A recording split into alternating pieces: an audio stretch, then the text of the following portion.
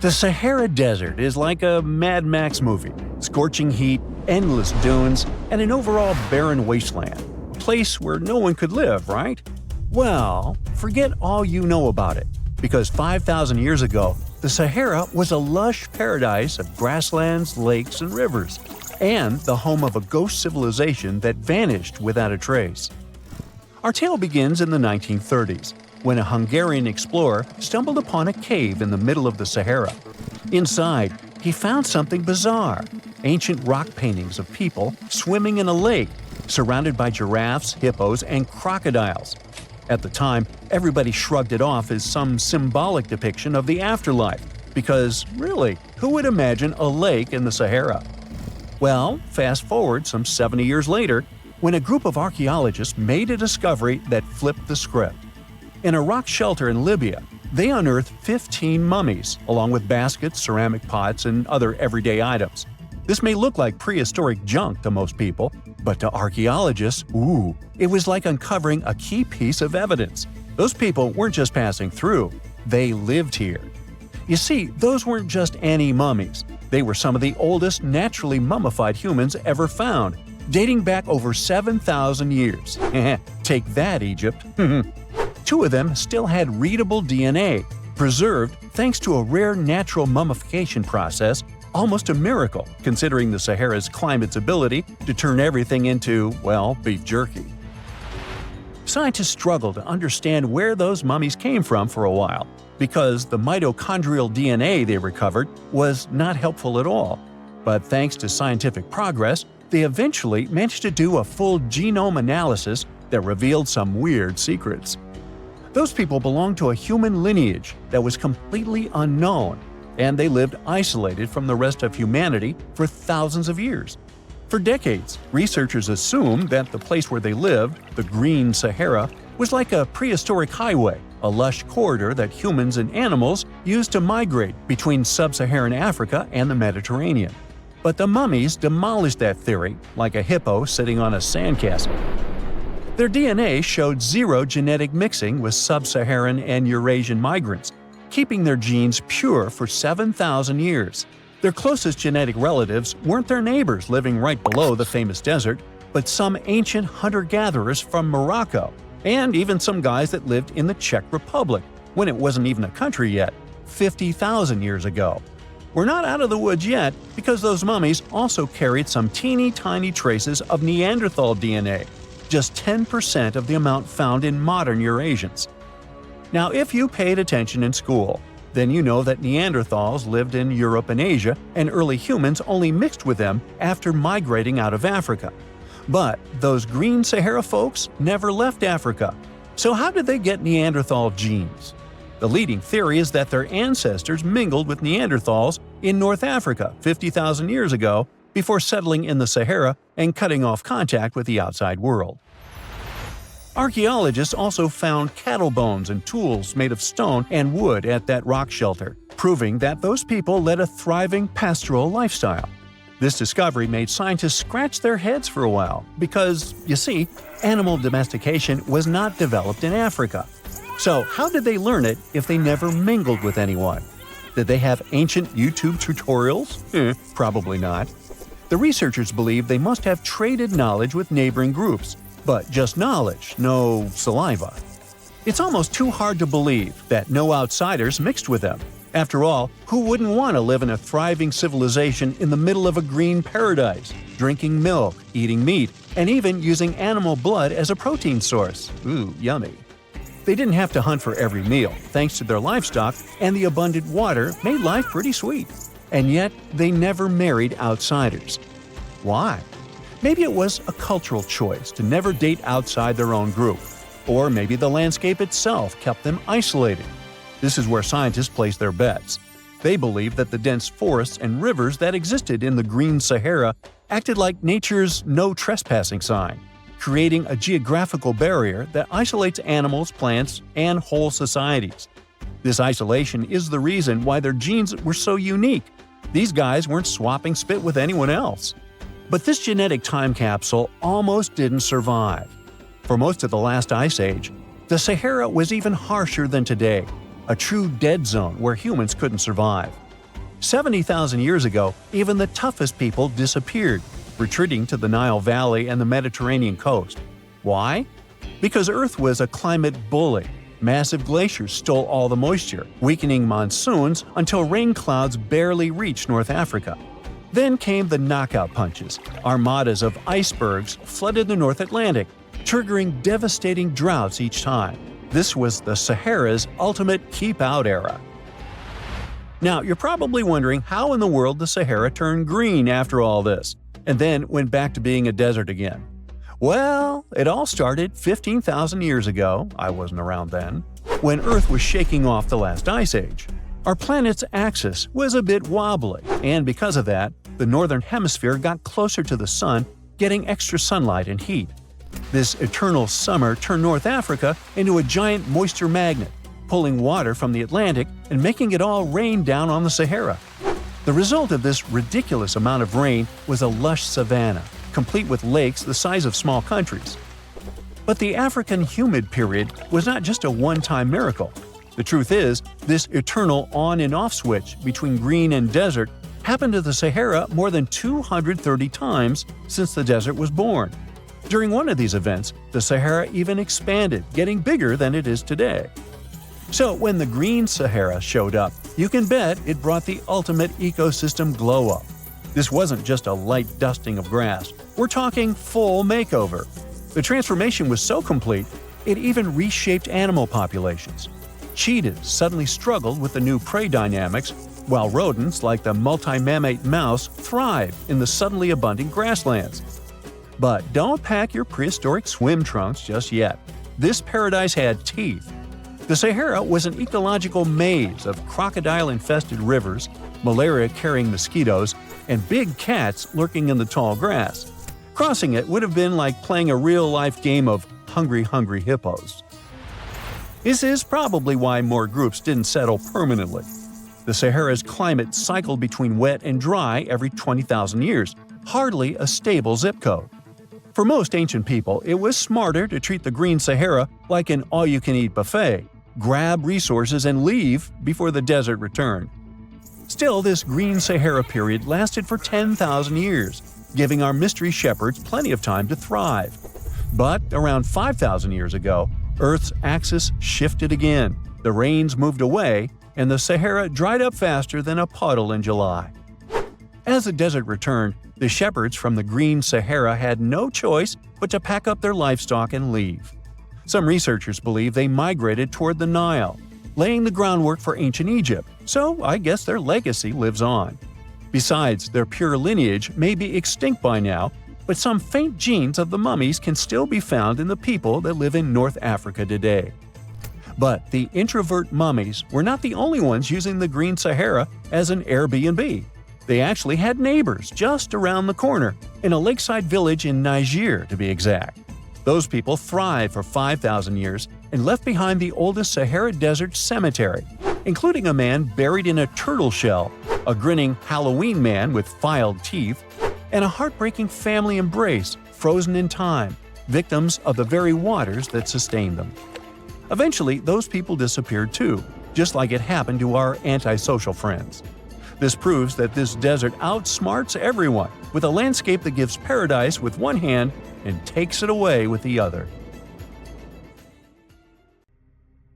Strange and amazing items are discovered often, but figuring out what our ancestors were up to is pretty tough. Especially when all you have are just some rusty cups and cave drawings. It's no surprise that even the experts in lab coats sometimes make mistakes. But it's not just about dusty plates and huge stones. Sometimes there's even humans with large heads. So grab your digging tools and let's travel back to ancient times to explore incredible societies that even scientists can't fully explain. Sardinia may look idyllic now, but I'm not gonna lie, I wouldn't fancy visiting it 3,000 years ago. Rumor has it, terrible giants roamed around this island back then. People even talk about finding human skeletons over 13 feet tall there, although nobody's ever shown anything to prove it. But the stories will make you wonder because some weird stuff has definitely happened. In 1974, over 5,000 pieces of broken stone artifacts were found in a part of the island called Monte Prama, but instead of being displayed in a museum, they were locked up in an underground vault for about 30 years. Sounds a bit suspicious, doesn't it? When they were finally displaced in 2005, scientists put the pieces together to find statues of 38 giant men standing 8 feet tall. Not quite as tall as the legendary skeletons, but still pretty huge. It's thought these statues were made by the Nuragic people, who lived on the island a long time ago. Besides giant statues, they also built over 8,000 massive stone buildings. Perhaps Nuragic weren't giants themselves, but they definitely liked their things big. I do too. I like a big number of likes on our videos. That would be pretty great. Thank you if you liked this and subscribed. Now back to the video. You and I are pretty smart, but we might not be the smartest humans ever. Actually, we might not even be the smartest species. Since 1913, some skull fossils found in South Africa have hinted at a possibly smarter contender called Boskop Man. This human-like species might have lived as recently as 10,000 years ago. Their skull suggests they had really big heads, which means their brains could have been 30% bigger than ours. Wow! Their average IQ could have been around 149, making them among the smartest 0.05% of people today. But if a Boskop brainiac was so much smarter, why are they not around and we are? Well, bigger isn't always better, you know. Our brains are a lot bigger than our ape relatives, mainly in the prefrontal cortex. This part helps with high-level tasks like making decisions, remembering things short-term, and being aware of ourselves. The parts of the brain that handle our senses and movements haven't really grown much. So, maybe the Boskops spent too much time dwelling on the past rather than doing practical things like hunting. But this is all just guessing. We really don't know what happened to these clever cousins of ours. Some people even argue that Boskops weren't any different from us, with the only evidence being parts of skulls. The jungle is huge. Did you know the Amazon rainforest is home to about 30% of all the world's plant and animal species? That's impressive. However, the history of one native species, humans, has long puzzled scientists. The mysterious Kasarabe people lived here for hundreds of years and then vanished around 1400 AD. People thought the Amazon only had a few scattered tribes, but recently we discovered big, unusual shapes in the ground called geoglyphs. These might look like simple shallow ditches, but they're actually the remains of a vast civilization that spread over 5,000 square miles and includes about 450 markings, some as wide as 1,300 feet. That's insane! They likely contained ceremonial buildings and could have hosted up to 1 million people as recently as 550 years ago. Thanks to new technology like LiDAR, which uses a safe laser to map the forest without harming it, we can explore deeper. In 2019, some scans showed miles of raised roads and pathways and even pyramids over 70 feet tall. They found 26 separate settlements, 2 of which were at least 250 acres each. Damn, that's like 330 soccer fields. It's not certain what happened to the Kasarabe people. Maybe European conquistadors drove them out. Maybe the most baffling ancient civilization is one we've never actually found a trace of. Yep, I'm talking about Atlantis, the grand city that supposedly sank into the ocean. The first mentions of Atlantis come from the ancient Greek philosopher Plato, who talked about a great city near the Strait of Gibraltar. But for ages, everyone just thought Plato made up Atlantis as a perfect version of his own Athens. So why, about 12,000 years after it supposedly vanished, do we still wonder if it might be real? Well, in the 19th century, U.S. Congressman Ignatius Donnelly wrote a book giving 13 reasons why he thought Atlantis was more than just a myth. Then, in 1965, some folks thought they actually found Atlantis when they discovered the Richat structure, a massive 25-mile-wide dome in Mauritania, Africa. It's so big that you can see the whole thing from space. Two astronauts flying over the Sahara Desert spotted this giant eye staring back at them and thought they'd made the discovery of a lifetime. Unfortunately, there's no solid evidence linking this structure to Atlantis. It's believed to have formed from volcanic activity about 100 million years ago. But it does look suspicious, doesn't it? Still, we're no closer to knowing the truth. Imagine going back to about 3300 BCE and finding yourself in South Asia. Welcome to the Harappan civilization. These people were way ahead of their time. They had cities like Harappa and Mohenjo-daro, complete with baked brick houses, sophisticated drainage systems, and even public baths. This place might have had over 5 million people, making it one of the densest regions at the time. They also invented a system of standardized weights that was incredibly useful for traders. And trading they did. These people had connections stretching all the way to the Middle East, thanks to their great skills in metallurgy. They even had a form of ancient branding. The seals were used to stamp clay on trade goods. Despite being so advanced with a thriving urban life, there's a whole bunch of mystery shrouding their language and script. We've got bits and pieces of their writing, but no one's deciphered them yet, even with all the technology we have today. We also still don't know how exactly their society worked. It looks like they didn't flaunt their social status as much as other civilizations. No grand palaces or massive monuments. Instead, their largest buildings might have been granaries. They sure were practical. Unfortunately, all good things must come to an end.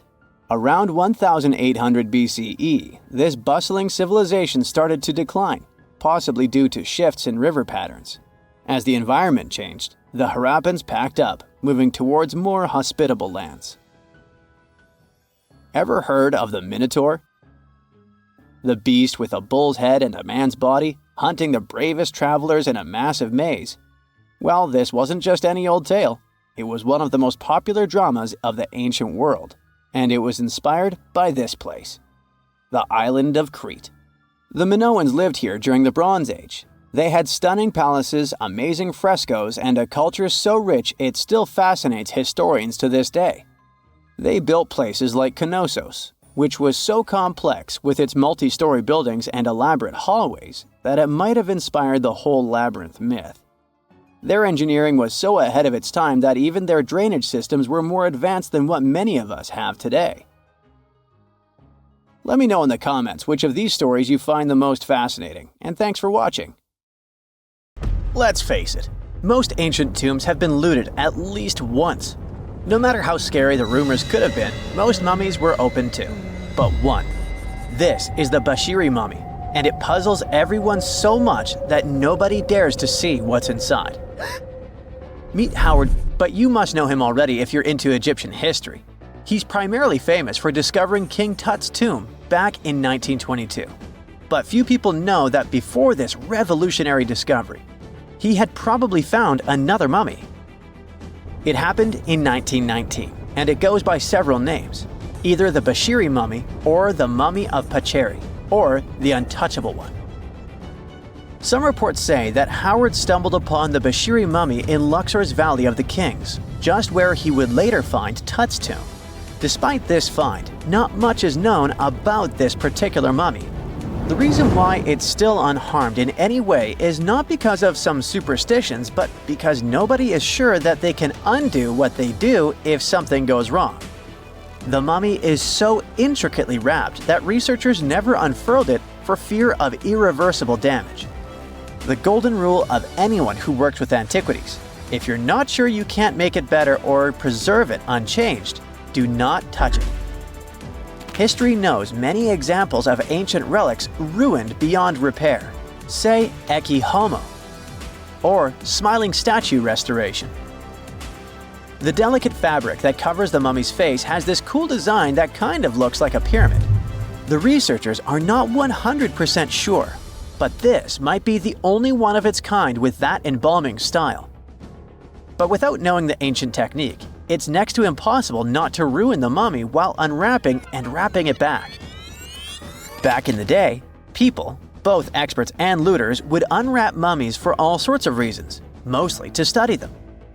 Luckily, these days, we have advanced tech that lets us check out what's inside a sarcophagus without having to unwrap anything. After taking a closer look at the Bashiri mummy, researchers figured out that it belonged to a man who was around 5.5 feet tall and lived during the Ptolemaic era, which makes this mummy roughly 2,300 years old. The Egypt Museum shared that the X-ray scan also uncovered an inscription of the guy's name, but it's a bit tricky to tell if it says Pacheri or Nenu, adding to the intrigue. The museum also pointed out that the fancy casing the mummy is in features all sorts of decorated scenes. You can see the mummy lying on a bed, flanked by deities Isis and Nephthys, along with the 4 sons of Horus. Plus, there are 2 images of the funerary god Anubis at the feet of the casing. By the way, Bashiri mummy is not the only one that has remained untouched. This is Issa Temkebde, and Gaston Maspero, a French archaeologist, made the decision to leave her mummy untouched, wanting to keep her resting peacefully since she was in such amazing shape. He did mention, though, that her tomb had been raided long ago. Thanks to some X-ray work, we learned more about the mummy. The scans revealed a few artifacts still wrapped up with the wife of a high priest, including amulets around her neck, right arm, and forehead. The X-rays also showed she had some dental issues and arthritis in her knees. While she passed away as an older woman, it's tough to pinpoint her exact age. However, various sources from her son's reign indicate that she was held in high regard in the kingdom. Isitemkebd served as the sister wife of Penejam II. You got me right, they were related by blood and were siblings, but back then it was pretty common to get married this way to preserve the purity of the bloodline. Say that to Habsburg, duh. Their chase for purity only led to inbreeding and the notorious Habsburg's jaw. Right, I guess we should not judge ancient Egyptian rules and morals, but what we can say for sure is that both Bashiri and Isitemkebd were incredibly lucky to stay untouched. The odds were not in King Tut's favor, though. The researchers' work hit him hard. The tomb itself was discovered in 1922, but it wasn't until 1925 that the nested coffins were opened during an excavation. The outer coffin, held together with silver pins, opened up to show another coffin shaped like a mummy, decorated with colorful glass and flower garlands. There were worries about the king's mummy because it had been exposed to moisture. The middle coffin was pretty heavy and didn't have any handles, so they had to be super careful taking it out. Inside the innermost coffin, which was solid gold and wrapped in a red cloth, they found the royal mummy, and this all went down on October 28, 1925. Tutankhamun's mummy, measuring about 6.07 feet, fit snugly into the innermost coffin, which was 6.17 feet long. You can already tell there was a problem, right? Imagine how hard it is to extract something as fragile as an ancient dried-up mummy, especially when there's not much room for maneuver. Plus, the mummy looked sus. It was pitch black. Howard Carter, the lead archaeologist of the expedition, estimated that around 2 buckets worth of oils had been poured over the mummy. But care had been taken to avoid the mask and feet. It was made to preserve him better. The body was positioned at a slight angle in the coffin, and there was a noticeable difference in the amount of dark oils on the right and left sides, indicating that the coffin might have tilted while being lowered into the sarcophagus. This oil created moisture inside the coffins, and over time, it reacted chemically, which Carter described as a sort of slow, spontaneous combustion, leading to the carbonization of the linen wrappings. Unfortunately, the combination of heat and moisture took a toll on the mummy's trappings as well. The crooked flail fell apart, the resin scarab cracked, and the threads holding the hands and mummy's bands started to decay, making everything quite fragile. Plus, the oils hardened over the years, effectively gluing the mummy and mask to the coffin's bottom. To try and separate the mummy from the inner and middle coffins, they were placed in the sun for several hours, reaching temperatures of 149 degrees Fahrenheit. Despite this effort, the mummy remained stuck, so the initial examination had to be done right where it was. The first part of Tutankhamun's mummy the researchers checked out was his lower legs and feet, meaning they started the examination from the bottom up. As they peeled back the bandages, they uncovered the first of many treasures wrapped up with the king. They took their time to carefully document and photograph everything they found. The inner layers of bandages were in pretty bad shape, mostly turning to dust, making it tough to figure out how everything was originally wrapped. Still, the overall methods matched what was seen in other nobles' mummies from that time. Lots of folded linen pads were used to shape the torso and thighs. The outer and inner bandages were made from fine linen, while the middle layers were coarser. They had some intricate bandaging around the shoulders and chest with a similar style around the groin. Each limb, along with fingers and toes, which were fitted with gold caps, was wrapped separately. Tutankhamun even wore gold foil sandals on his feet. They hoped to separate the mummy from the coffin by removing the outer bandages, but the resins had stuck the body to the coffin. So, the researchers ended up chiseling it out. To do this, they had to cut the torso in half at the hips and disarticulate the arms to continue unwrapping. Each part was treated with hot paraffin wax for stability, and later the hands and feet were reattached with resin. Finally, they used hot knives to detach the head from the mask. To check the teeth, it was decided to make an incision around the jaw and neck, which was later fixed with resin. So technically, the scientists did all they could to preserve the mummy, but still, in a way, it ended up being damaged beyond repair. What do you think? Should they have left it in the coffin? Or did they do the right thing? Let us know in the comments. You're way more Neanderthal than you think, at least when it comes to your DNA. These ancient hominids were shorter and stockier than humans today. They made stone tools, used fire, wore clothing, and had some rituals of their own. The official theory says that they went extinct 40,000 years ago, but a new study says Neanderthals probably never really disappeared completely, but could have mixed with modern humans. It looks like every modern human has about 3% of the Neanderthal genome in their DNA. If it's accurate, it means Neanderthals were more connected with our ancestors than we previously thought, and shared a long history of living together. Neanderthals were very close relatives of modern humans, but our families separated about 500,000 years ago. More than 10 years ago, scientists discovered that Neanderthals had families with the early humans who traveled out of Africa. Because of this, people living outside of Africa today have about 1 to 2% of Neanderthal DNA in their genes. We now have only 3 really good examples of complete genetic code from these ancient hominids. The first one comes from bones found in a cave in Croatia that are 50,000 to 65,000 years old. 2 more examples, which are about 80,000 and 50,000 years old, were found in caves in Eurasia. Scientists still aren't sure as much about how modern human DNA got into the Neanderthal genetic alphabet because they don't have enough material to study. But they did compare the existing DNA of 3 Neanderthals with the DNA of 2,000 modern humans. They found that the Neanderthal DNA might be made up to 3.7% of modern human genetic code. It means that in the ancient Neanderthal population, about 1 in 30 parents were modern humans. The scientists found that modern human DNA got mixed into the Neanderthal genetic alphabet during at least 2 periods when humans and Neanderthals were interbreeding.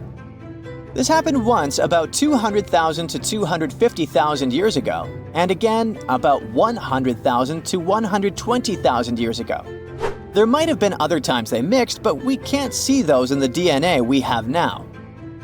Another recent study, which hasn't been fully checked by other scientists yet, says that most of the Neanderthal DNA in modern humans came from one big period of mixing, about 47,000 years ago, that lasted for almost 7,000 years. Scientists found skulls that are about 100,000 years old in 2 caves in the Middle East.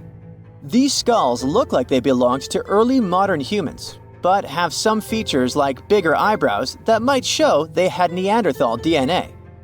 This could be because of gene flow from Neanderthals, and it fits in the mixing time frame. The study also looked at the genetic differences in the 3 Neanderthal genomes and found out that Neanderthals had an even smaller population than scientists thought before. It could be another proof that Neanderthals didn't just go extinct, but became part of the modern human gene pool. Many groups of modern humans left Africa and mixed with Neanderthals so much that Neanderthals couldn't stay separate. In the future, scientists want to study how modern human DNA affected Neanderthals. This could help us understand if this mixing had good or bad effects on Neanderthals. Neanderthals aren't our only relatives from the past. There used to be at least 9 species of humans on our planet. One of them, Homo habilis, earned the nickname handyman because stone tools were found with its remains. It lived in eastern and southern Africa. This early human had a slightly larger brain than its older relatives and an ape-like face. Homo habilis was about 4 feet tall and ate a variety of foods.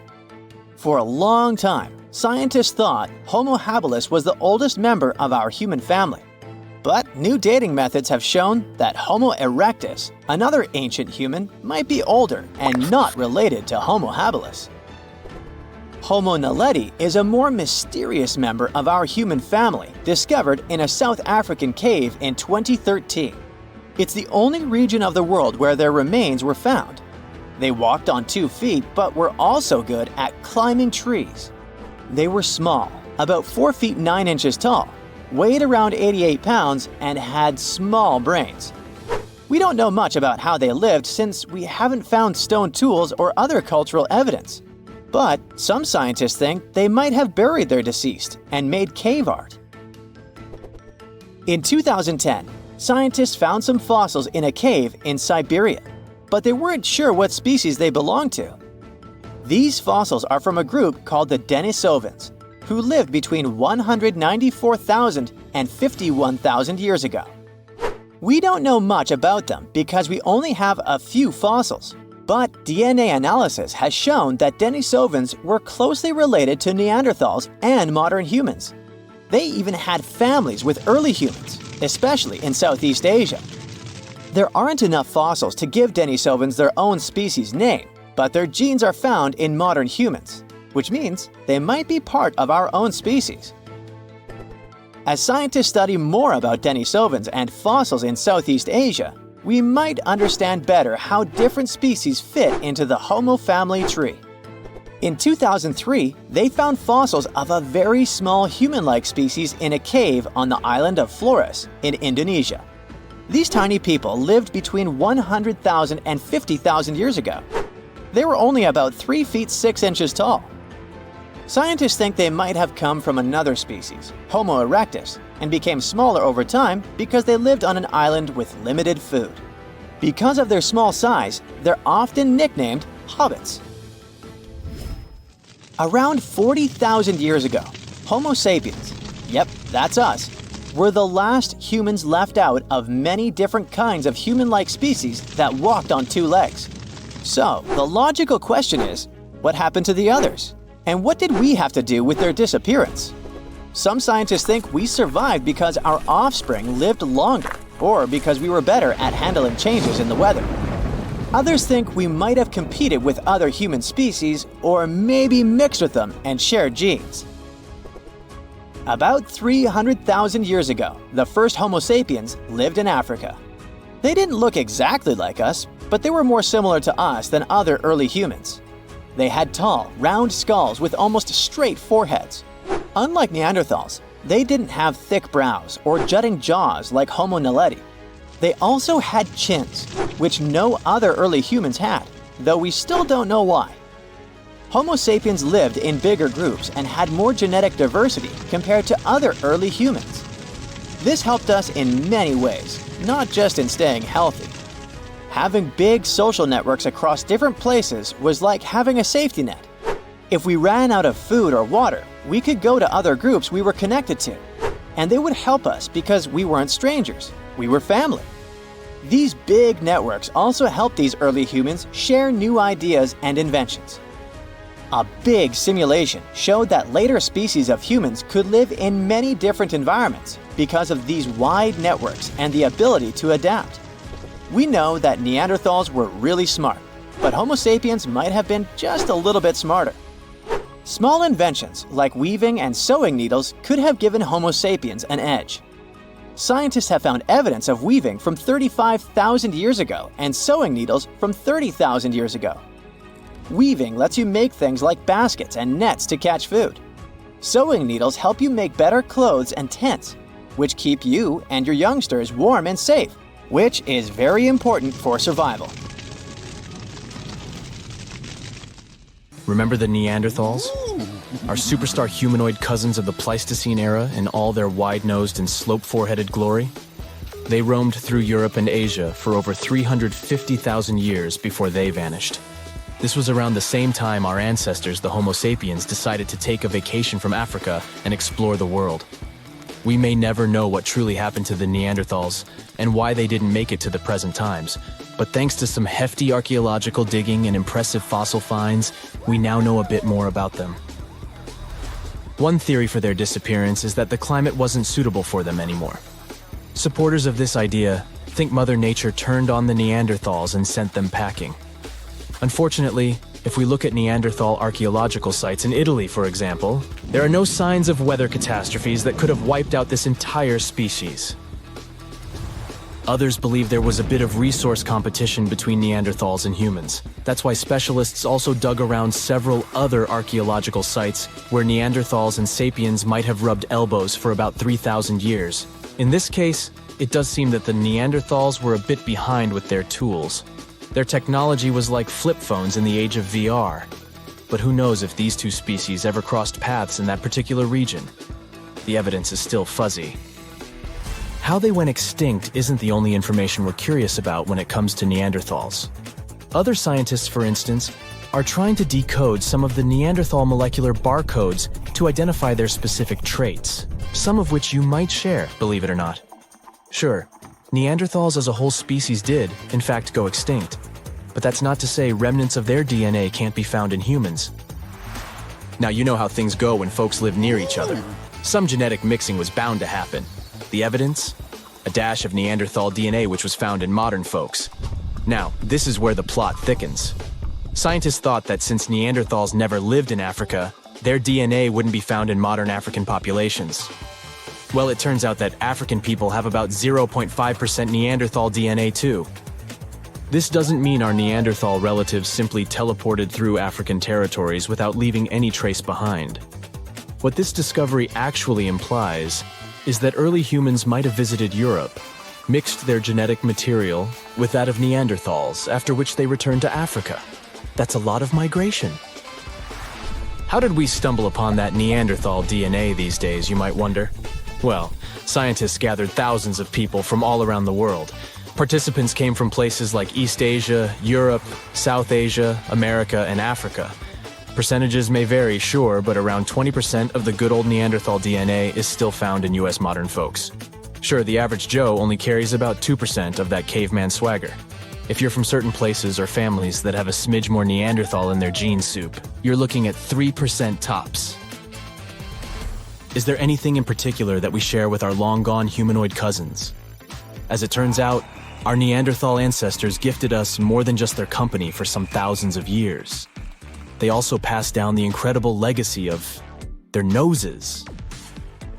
Well, you see, the Neanderthals were outfitted with some seriously high-rising sniffers. These weren't just cosmetic, they were also quite the asset in chilly climates. The icicle-dripping, teeth-chattering kind of cold where your breath could freeze before it leaves your lips. During those days, the Neanderthal noses worked as personal heaters, warming and humidifying the cold, dry air they inhaled. For that kind of extreme weather, these impressive nasal skyscrapers turned out to be quite handy.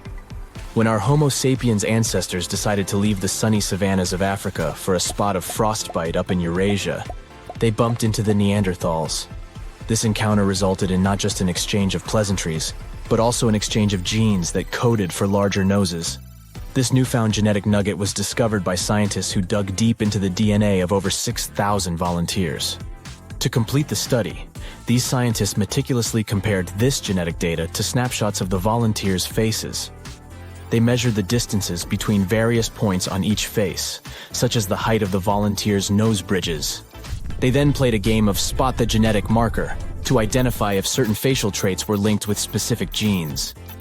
By the end of this exciting chase, they hit the jackpot. 33 shiny new genome areas were linked to facial features. One standout gene, named ATF3, was traced back to our Neanderthal ancestors and seemed to be the maestro of controlling nose height.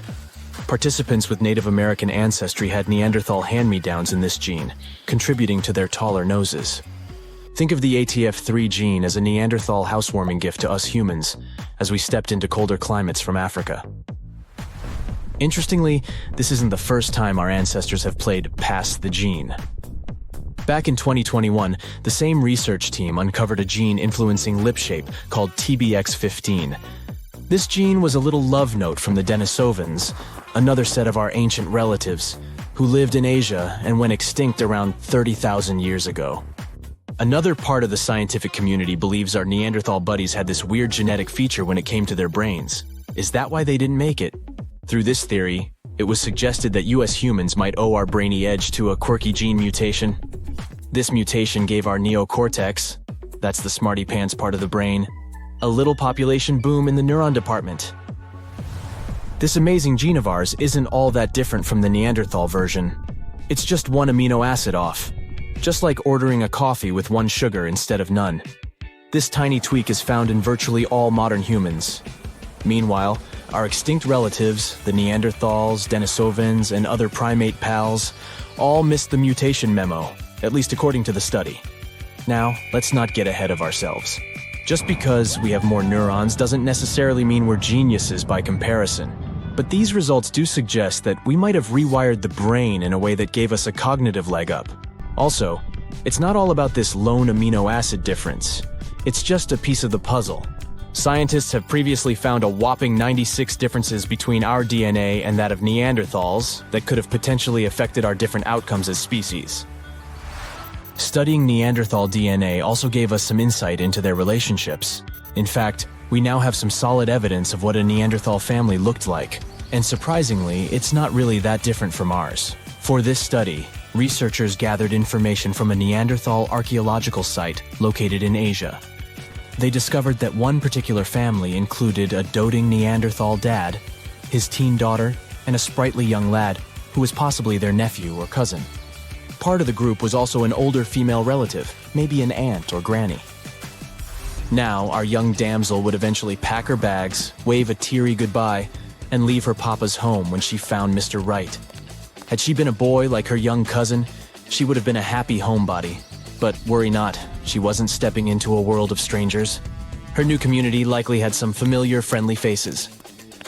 But how were scientists able to predict the ending of this story? By browsing through their gene pool, researchers were able to figure out that the Neanderthal social structure was patrilical. What this means is that most female Neanderthals left their homes when choosing a partner and started a new life with another family. The same research shows that our cave-dwelling clans likely weren't living in isolation either. Families living close by were probably visiting the same rock sampling areas to make their stone tools, the equivalent of a neighborhood hardware store.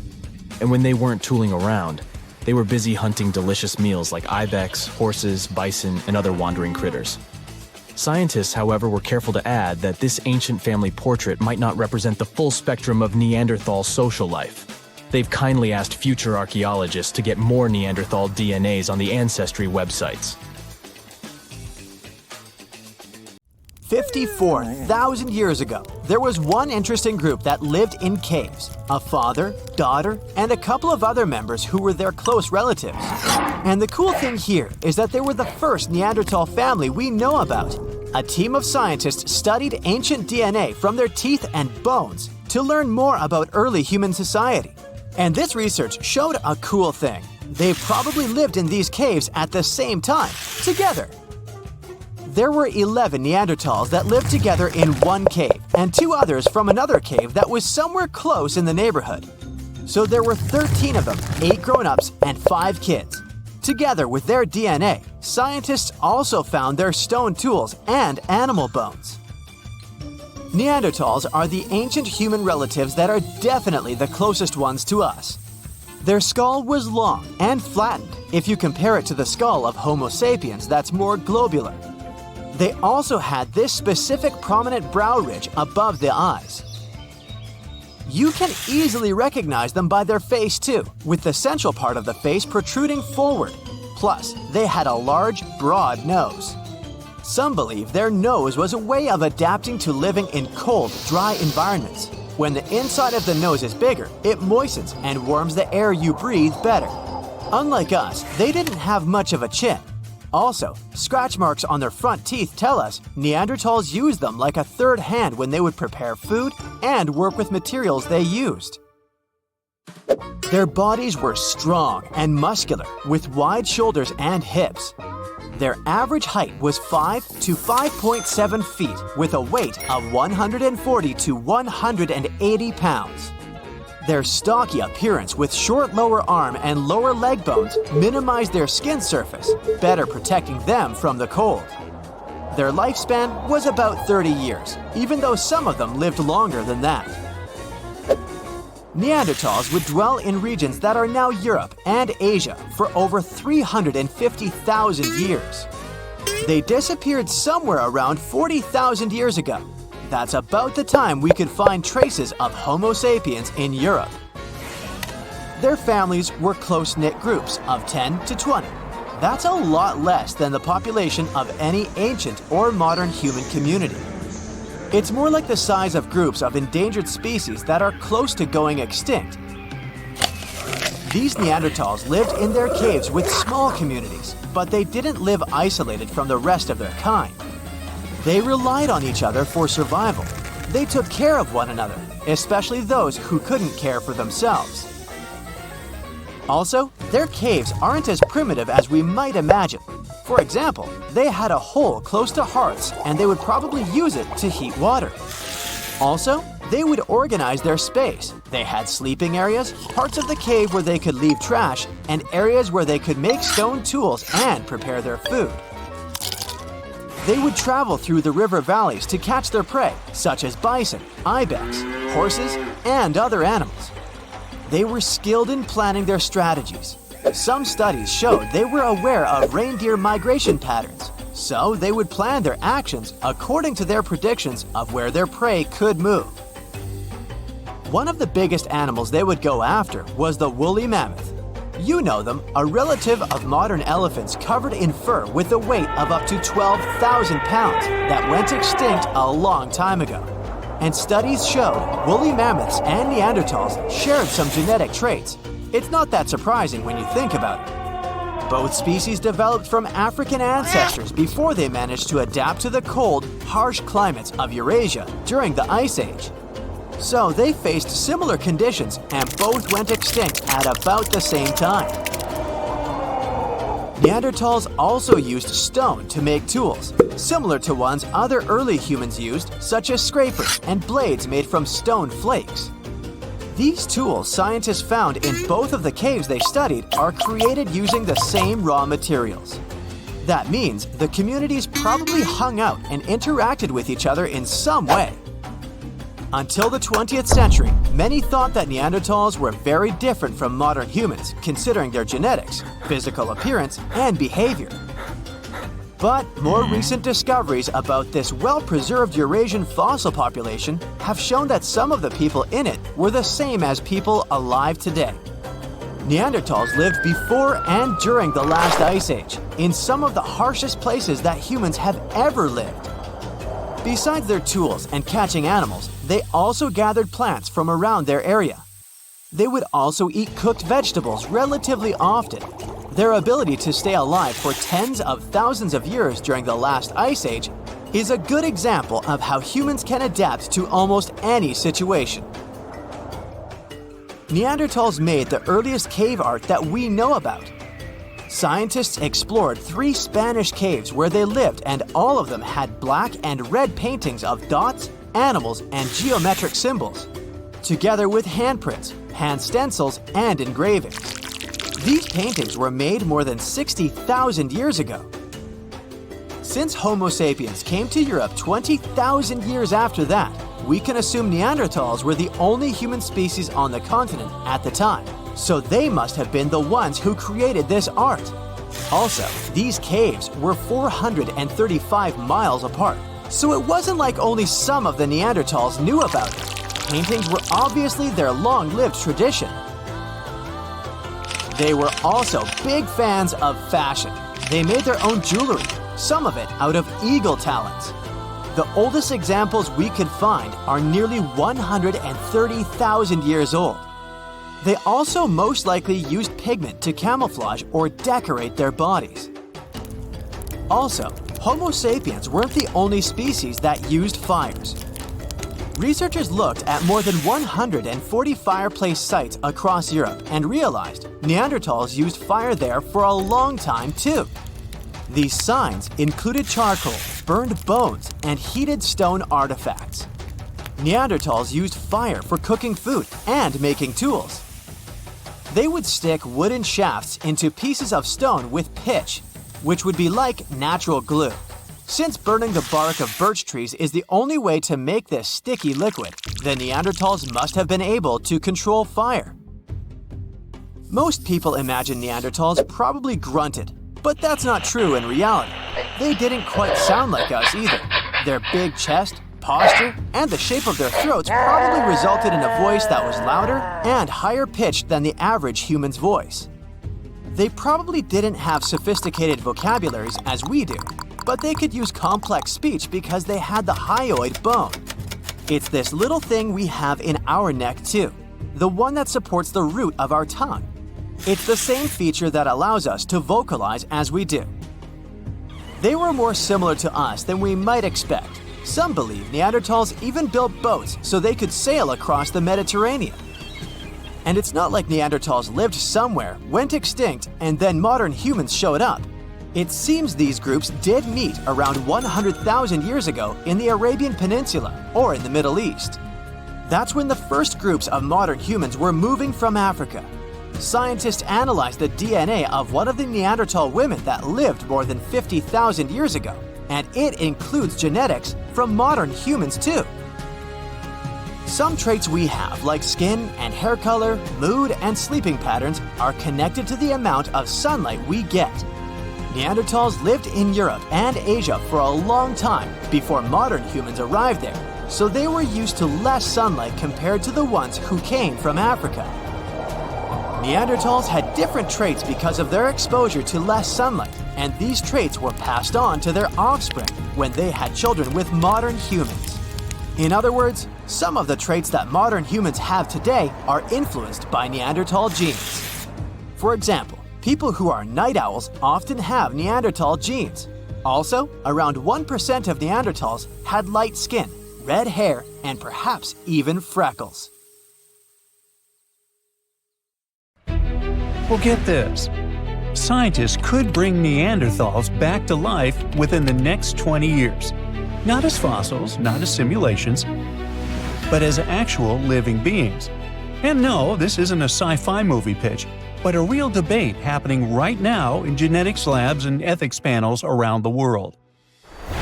The DNA has already been decoded, and the only thing standing between us and a living Neanderthal is whether we should do it, not whether we can. So let's get some things clear. Neanderthals weren't cavemen dragging clubs around as cartoons taught us. They were just like humans, our close cousins, who lived across Europe and Asia for hundreds of thousands of years. They cared for injured members of their society, made tools, wore clothing, and survived scary Ice Age conditions that would wreck most modern humans. Then, around 35,000 years ago, they vanished. No one fully agrees on why. Changes in temperatures, competition with Homo sapiens, health issues, or interbreeding. All of it probably played a role. The reason this resurrection talk even exists is that scientists finished sequencing the entire Neanderthal genome back in 2010. It's like an instruction manual written in DNA, telling a body how to grow, function, and survive. Now, once you have that manual, the question shifts from what were Neanderthals like to could we rebuild one? This is where CRISPR enters the story. It's a gene editing tool that works like molecular scissors. It lets scientists cut DNA at precise spots and replace sections with different genetic code. They already use it to study health conditions, edit embryos in animals, and even modify human stem cells in labs. Now, in theory, scientists could take human stem cells and slowly replace modern human DNA with Neanderthal DNA, piece by piece. One famous geneticist from Harvard says it could happen within a couple of decades. He doesn't mean that copying a Neanderthal straight from a fossil, because ancient DNA is too damaged for that. Instead, his idea is to take human DNA and slowly change it piece by piece until it matches Neanderthal DNA. So it wouldn't be a copy from the past, but a modern human body rebuilt using Neanderthal instructions. Whoa! Scientists are willing to go through all that because they want answers to questions like why Neanderthals disappeared and we survived. How did their brains work compared to ours? Did they think differently, feel differently, or process language in unique ways? A living Neanderthal could answer questions that bones and fossils never can. Some researchers even think this could help modern medicine. Since Neanderthal genes influence immunity, metabolism, and inflammation, studying a full Neanderthal biology could reveal why certain conditions hit humans the way they do today. So, in a strange way, reviving them could help us. But all this excitement hits a wall made of ethics. A Neanderthal wouldn't just be a lab mouse, it would be a person. That single fact flips the entire project upside down. You can't treat a person like an experiment, even if science really wants answers. Being the only Neanderthal on Earth would be tough, to say the least. They'd have to live with no culture, no community, no one who would want to truly share their biology. They'd grow up surrounded by modern humans who would study them nonstop and forever label them as an experiment. So, critics of the idea are sure that kind of isolation could cause serious psychological damage. There's also the issue of consent, which the experiment would completely break. No Neanderthal can agree to being born into a modern world, raised by humans, studied for life, and used as proof of a theory. Consent is crucial in medical ethics, and you can't even test meds without it. Cloning a human ancestor would break that rule. Now, if we forget about ethics, there are also serious biological risks. No one knows how a reconstructed Neanderthal genome would behave in a modern human womb.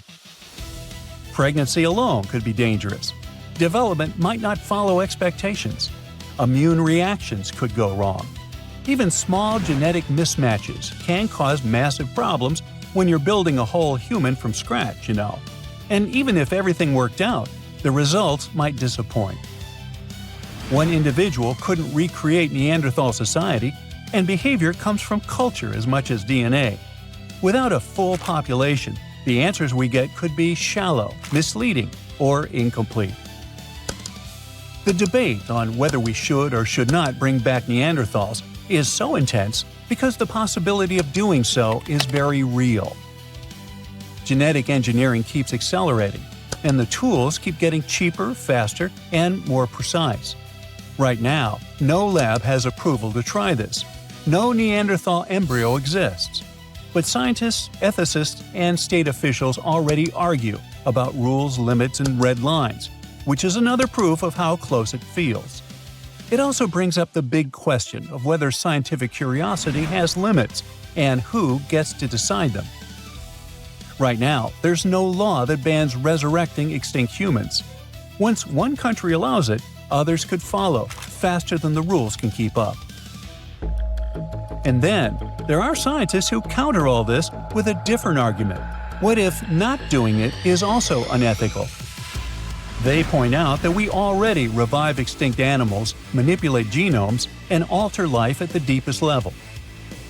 Understanding Neanderthals could help modern humans survive future climate shifts or mass health disorders. If Neanderthals thrived in extreme conditions, their biology could hold survival clues we desperately need.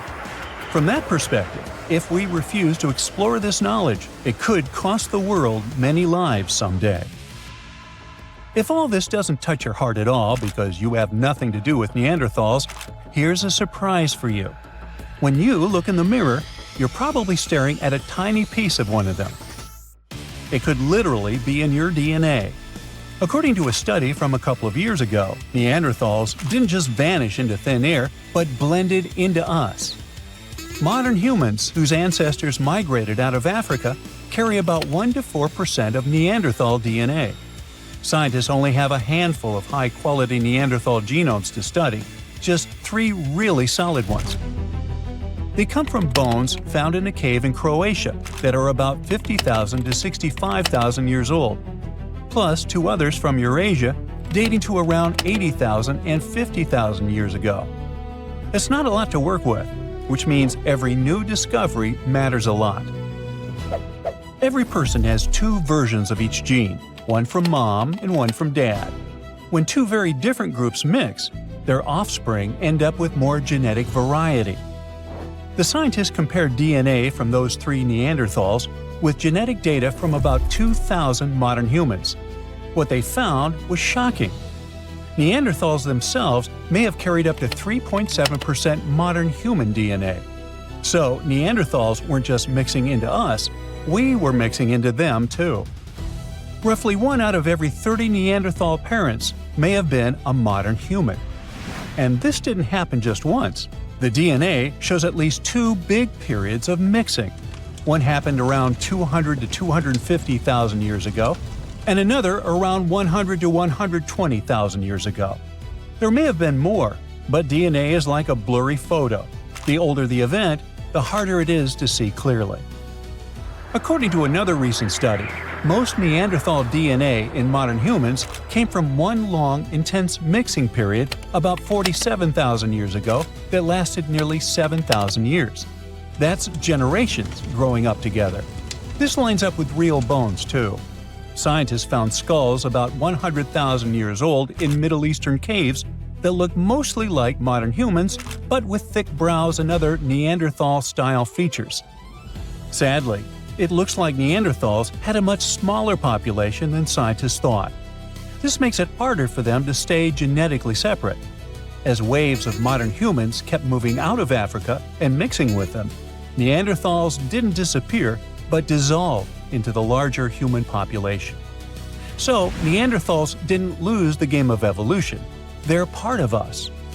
It's something worth keeping in mind when you think about the ethical side of bringing back one of them.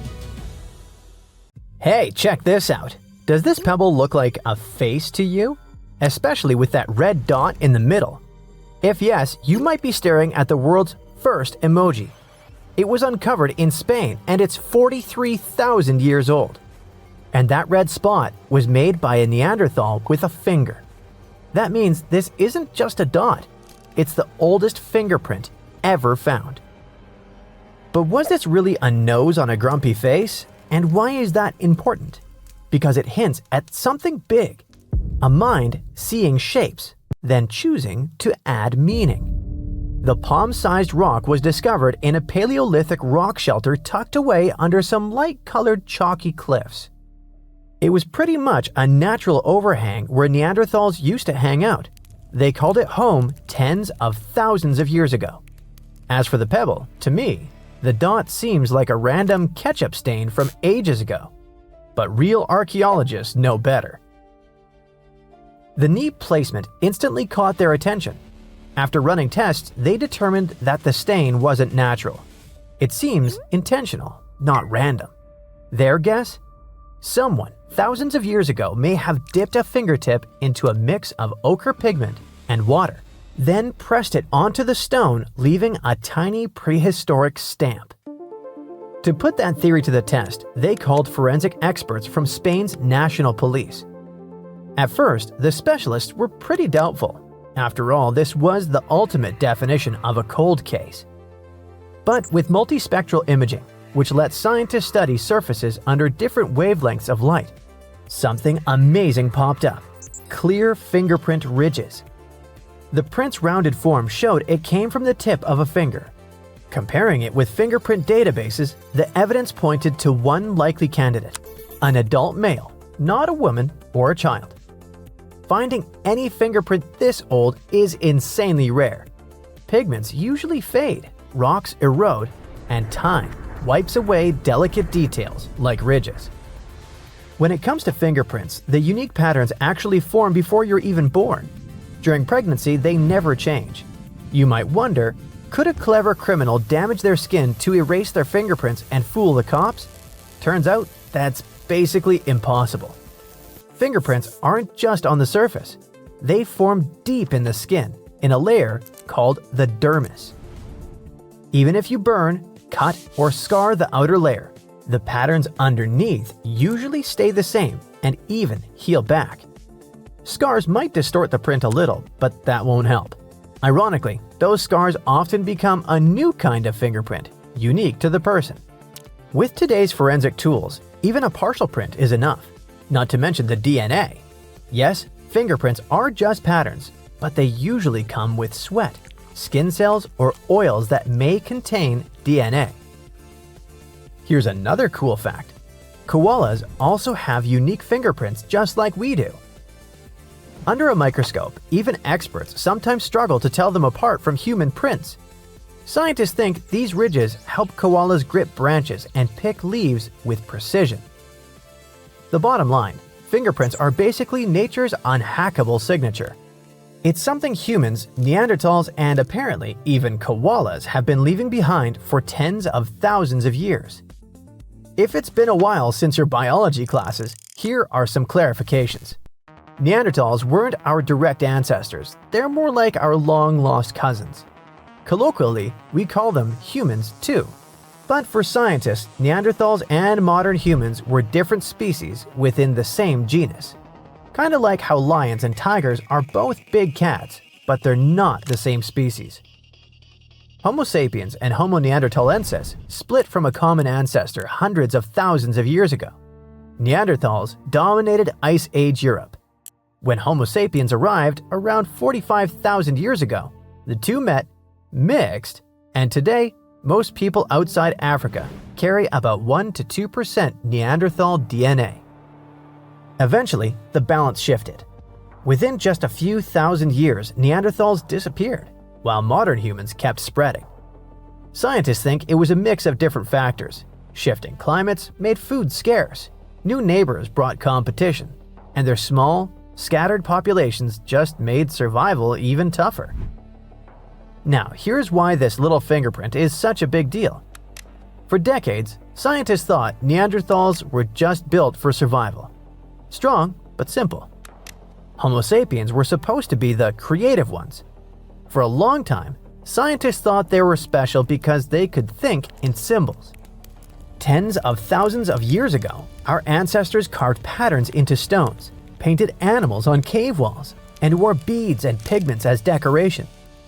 The earliest proof of symbolic art comes from Blombos Cave in South Africa, where humans etched deliberate designs on pieces of red ochre over 70,000 years ago. Those symbols had no survival purpose. Researchers believe they were expressions of ideas, identity, and meaning. That ability to imagine and represent things we couldn't see was thought to be uniquely human. But this one tiny red dot on a stone challenges that idea. See, the stone already looked like a face, and someone all the way back deliberately pressed a red nose right where it should be. That's symbolic thinking. That could mean that Neanderthals weren't just making tools and hunting mammoths. Perhaps they were able to imagine things. And this isn't just the only clue. This fingerprint is part of a growing pattern that shows Neanderthals were way more like us than we ever believed. For example, in Cova Negra, Spain, archaeologists uncovered the skeleton of a Neanderthal child who had a serious ear condition that made life incredibly hard. However, the little one lived to be around 6 years old. Now, remember, this was the Ice Age. Just managing on your own was challenging. Survival was tough. Food was scarce and danger was everywhere. Yet, someone made sure that the child was looked after, fed, and kept safe. Scientists believe that this shows a trait of compassion, something we once believed only our species was capable of. In Iraq, scientists found a Neanderthal skeleton sprinkled with flower pollen. Sounds random. Maybe not. Some believe it was part of a funeral ritual, like the world's first floral tribute. If that's true, Neanderthals weren't just surviving, they were remembering and honoring life. Neanderthals were apparently quite resourceful. Around 176,000 years ago, they were stacking stalagmites into neat circles in Bruniquel Cave in France. Was this some kind of ritual or just curiosity? Maybe this means that they had the idea of planning and changing their surroundings.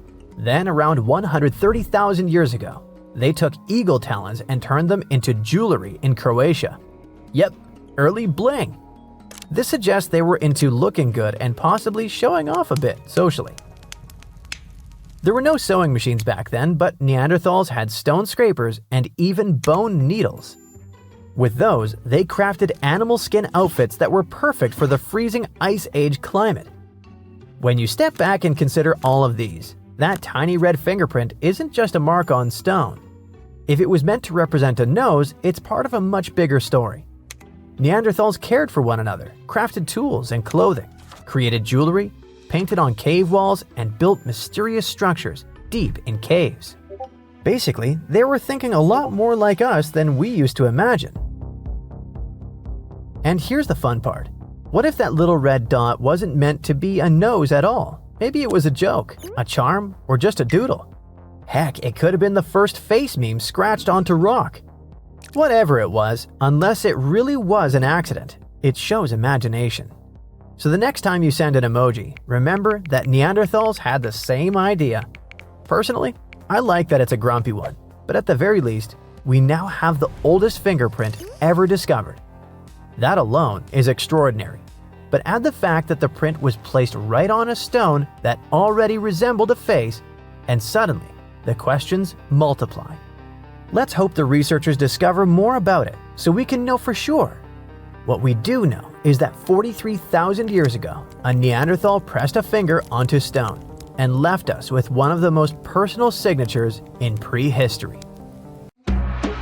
Throughout time, scientists have managed to uncover about 6,000 early human fossils, ranging from skulls to teeth. For some of these fossils, it was a breeze. Researchers could instantly identify them as belonging to, say, the Neanderthals. However, when it came to others, things got a bit trickier. Some fossils just didn't fit into any existing categories. So, what categories of prehistoric humans do we actually know about? Well, up until recently, we recognized 8 different species of early humans. One of these is Homo habilis, which means handyman. You'll recall that Homo is Latin for human. They resembled regular primates, but were pivotal in our evolution. They were the first to create stone tools, which significantly aided their daily activities, such as butchering. Next up, we have Homo rudolfensis. These guys were larger than Homo habilis and boasted bigger brains, but they were still quite distant from modern humans. For example, even though the neurological structure of their brains was becoming more complex, they were probably not capable of using any form of actual spoken language. Then came Homo erectus, the first to walk upright, followed by Homo antecessor, which is considered the last common ancestor of modern humans and Neanderthals, along with a host of other Homo species. Meanwhile, we're still piecing together the story of the enigmatic Denisovans. Our knowledge of Homo naledi is pretty limited too, since it was only discovered in 2013, and it is species number 8. Interestingly, Naledi means star in the Sotho language because they were found in a cave called Rising Star. Scientists were taken aback by them. Everything suggested they were around 2 million years old. But after closer examination and some tests, it turns out that the Naledi species is much younger, between 236 and 335,000 years old. Their hands were adapted to making tools, yet no tools have been found nearby. Long story short, they're a puzzling species, and there's still so much more to learn about them. So even though today we have only one human species on our planet, Homo sapiens, we continue to discover ancient species that are long gone. Now you might wonder why researchers study these extinct species. The truth is, they need this knowledge to piece together the intricate narrative of our prehistoric past. In 2024, a significant discovery emerged, the 9th human species, named Homo giluensis, which translates to large-headed. Researchers suggest that this species hunted wild horses, crafted stone tools, and processed animal hides to survive harsh winters. A researcher from the University of Hawaii noted that the discovery of this potential new species came about while his team was developing a novel method for classifying fossil evidence. Interestingly, one potential representative of Homo giluensis isn't entirely new to science. The Denisovans, first identified in 2010 through DNA analysis of a finger bone found in Siberia, have yet to be classified as a distinct species. Some scientists propose that they may actually belong to this newly identified group. These big-headed individuals could help shed light on the long-standing mysteries surrounding these hominin fossils, which have puzzled researchers due to their mixed characteristics of Homo erectus and Homo sapiens. You see, sometimes it's tough to call a spade when you don't even know what a spade looks like. You get the idea? Many unsolved mysteries linger, simply because scientists haven't had this crucial, big-headed piece of the puzzle. So theoretically, we modern humans could also be considered a bit of Homo giluensis. You don't believe me? Well, watch this. We need to consider two key facts for this equation. First, there are the Denisovans, a group we might refer to as Homo giluensis from a scientific perspective. Yeah, this is just a theory proposed by some researchers, but let's roll with it for now and pretend it's a fact. Second, it's important to know that the Denisovans interbred with the ancestors of modern-day Melanesians. These folks inhabit areas ranging from New Guinea to the Fiji Islands and carry between 4 and 6% Denisovan DNA. Now, you might not personally have those genes, unless you've been tested, of course, but the key takeaway here is that there are modern humans today who share genetic links with the Denisovans, or Homo giluensis, or big heads if you prefer. Now, that all sounds pretty plausible. Let's unpack step by step how it happened. Researchers have uncovered this type of ancient human, known as the Denisovans, based on skeletal remains found in Siberia. These ancient humans coexisted and interbred with modern humans, adding yet another layer to our understanding of human evolution. Named after the Siberian caves where their fossils were discovered, the Denisovans are believed to have roamed widely across Eurasia. Evidence indicates that the Denisovans lived alongside Neanderthals and interacted with early Homo sapiens, possibly around 50,000 years ago. A team of scientists successfully sequenced a complete genome from these ancient hominins using nuclear DNA extracted from a finger bone. This discovery reveals that at least 4 distinct human groups existed during the time when anatomically modern humans began migrating out of Africa. Alongside modern humans and Neanderthals, we now have to consider the Denisovans and another small human species from Indonesia, often referred to as the Hobbit, when discussing our evolutionary history. One intriguing question that arises is why Denisovan genes are predominantly found in modern Melanesians, yet absent from other Eurasian populations. Remember that 4 to 6%? One hypothesis suggests that interactions between the Denisovans and early modern humans were limited and brief, especially as humans migrated throughout Southeast Asia into Melanesia. Scientists speculate that only a small number of the Denisovans may have interbred with a larger group of modern humans. This could explain how the Denisovan genes made their way into the gene pool despite the likelihood of infrequent encounters. Anyway, the more scientists dig into our past, the more fascinating things they uncover about our ancestors. Take Neanderthals, for example. Did you know these guys were responsible for creating the very first piece of art ever? I had no idea. But a 2018 study of ancient cave art in Spain revealed what are now considered the oldest known artistic creations. We used to think Neanderthals lacked the cognitive skills needed for art, but it turns out they were actual art pioneers. Not only did they create art, but they also seem to have invented hashtags thousands of years before Chris Messina did it in 2007. Right, I'm kidding, but you'll soon get why I mention hashtags. The artworks found in several caves in Spain include simple hand stencils, a ladder-like drawing, and various other markings. Until recently, these prehistoric pieces were believed to have been made by early humans. But new testing methods suggest they're much older than we thought. Above all, the earliest recognized Neanderthal artwork, which looks like a hashtag, was discovered in Gibraltar back in 2014. To determine the age of these artworks, scientists employed advanced dating techniques using eHarmony and Match.com. Oops, wait a minute, wrong dating techniques. They actually used uranium and thorium radioisotopes instead of the traditional carbon dating. Once the necessary tests were completed, they confirmed the art was approximately 65,000 years old, 15,000 years older than the previously oldest known art from Indonesia. At that time, the only species around were Neanderthals, so it's safe to say they were behind these creations. Modern humans didn't arrive in Spain until about 20,000 years later. Hey, it was a long commute. That rules them out as the hashtag creators. The hand stencil was likely created intentionally, with the artist preparing the pigment and applying it over their hand.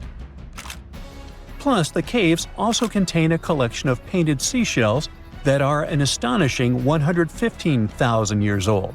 Some of these shells have been drilled, suggesting they might have been used as jewelry. Some specialists argue that the fact Neanderthals created art hints that they might have also had some form of spoken language. So maybe it's time we fully embrace Neanderthals as part of our lineage. They're humans too, just a different branch of our family tree. While these findings are intriguing, some experts remain skeptical about the new dating methods, claiming they're not entirely convinced. Hey, what do you think? Share your thoughts in the comments.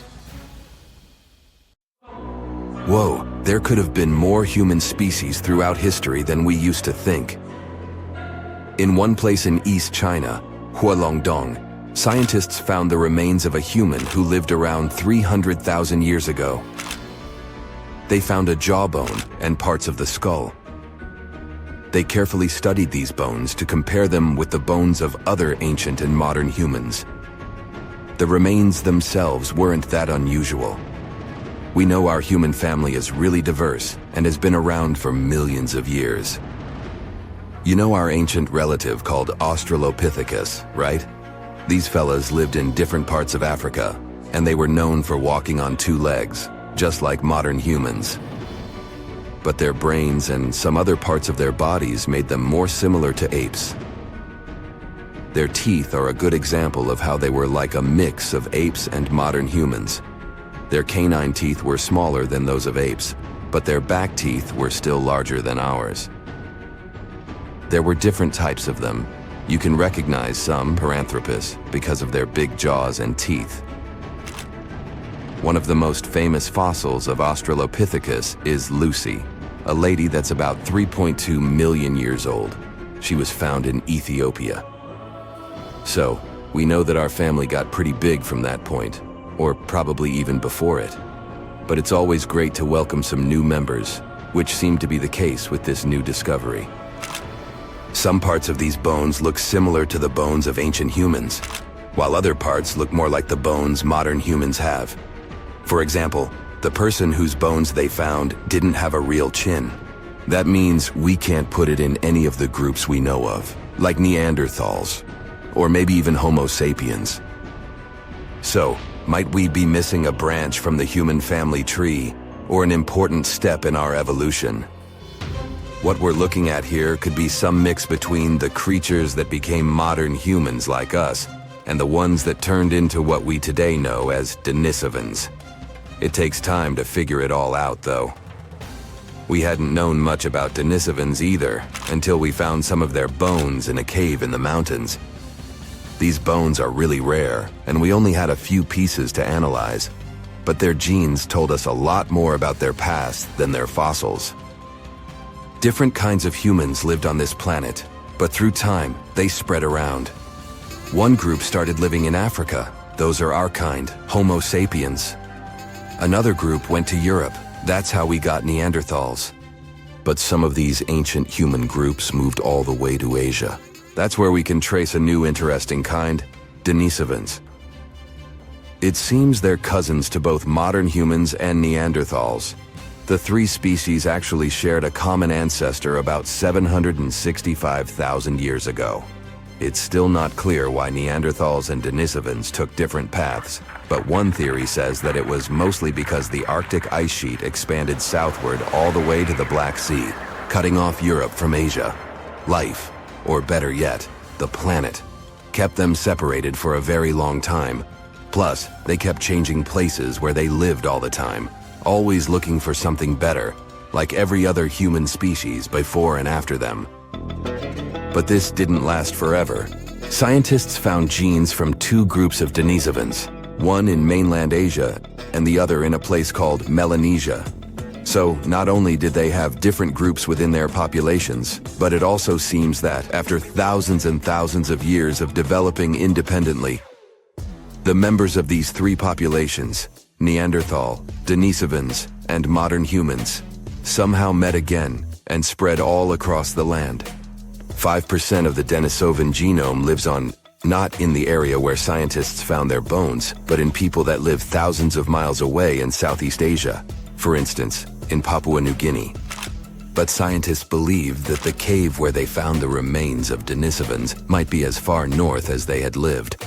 It would have been way too cold for them to survive if they had gone further north. From there, they traveled as far south as Indonesia. This was possible because, during their time, sea levels were lower than today, so Indonesia was connected to mainland Asia. But they probably didn't make it to Australia since it was still separated by water. These three groups mixed together too. Scientists have found a bone of a girl who had a Neanderthal mom and a Denisovan dad. It's the only first-generation hybrid human we've discovered. She even got a cool nickname, Denny. One of the mysteries about Denisovans is how they disappeared.